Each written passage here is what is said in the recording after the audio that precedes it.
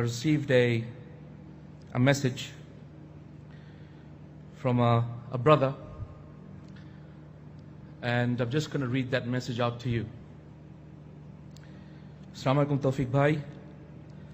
This is probably my last message to you.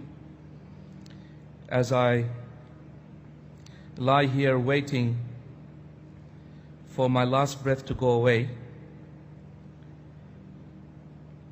this is probably the last time I'm going to be able to write to anyone, and I thought I'd write to you so that perhaps when you teach your classes and when you give your lectures, you can remind people of this last lecture of mine.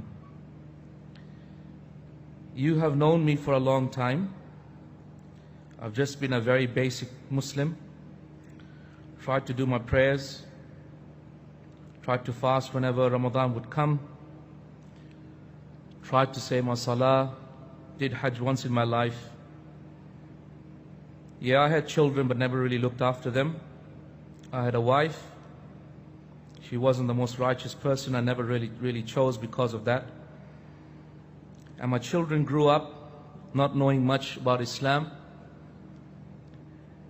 And as I wait here for the bell to go off, as my life will end, dying of pancreatic cancer, of which the doctors have said I cannot survive beyond this week. As I wait for the angel of death, I have only one word that comes in my mind, and that is regret. I just have this tremendous regret that there's so many things I wanted to do,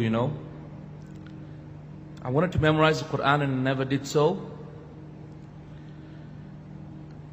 I wanted to go for Hajj every year, but I never did that. I wanted to hug my mother, but I never did that. I wanted to teach my children Islam, the Quran, get them to be righteous people, but I never did that. I wanted to have the chance to have one more Ramadan, but I'll never get that. I wish I could be in Haram now, but I'll never get that chance. I wish I could know some verses of the Quran to recite, but I don't know anything except the Fatiha and one or two other surahs that I recite every day. All I can think of is huge regret. No one will remember me except you and perhaps my own family if they have time before they divide up my wealth. My friends have left me.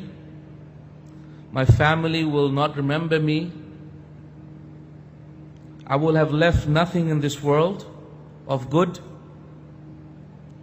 And by Allah, all I will have done is just added another grave on this earth. I am your brother, your Muslim brother, Mohammed. This is a brother that I used to know, that accepted Islam many, many years back. A new Muslim. However, he never really practiced Islam. He never really studied, never really learned. He never really did much with his life except that he just led his life like the vast majority of us. I'm sure you can remember people that perhaps we saw last Ramadan and we will never see this Ramadan. What if this is your last Ramadan? What if this is your last Ramadan? What will you do? If these days were the last days of Ramadan that you'd ever have, the last Laylatul Qadr, how would you spend it? My brothers and my sisters in Islam, is there anyone amongst us except that he feels empty in his heart? That there is something that he still needs to do. Some Quran that he wants to memorize, some people that he needs to help, some excuse that he needs to earn in front of Allah subhanahu wa ta'ala. Is there anyone amongst us except that we must feel like this? There is no good time to give sadaqah. The time is now. There is no good time to start praying. The time is now. There is no good time to read the Quran. Time is now. There is no good time to start memorizing the Quran. The time is now. There is no good time to look after orphans. The time is right now. There is no good time to call your mom and say sorry. The time is right now. Call her now and say, Mom, I'm sorry, Mom. forgive me, mom. There is no good time to say to your friend that you have blemished and harmed. I'm sorry, my friend. The time is right now. There is no good time at all, my friends. The time is right now. The time must be now. Because by Allah, we don't know when we're going to live and when we're going to die. The real fear is that the very next thing that you do will be your last deed, and that will be how your death is sealed.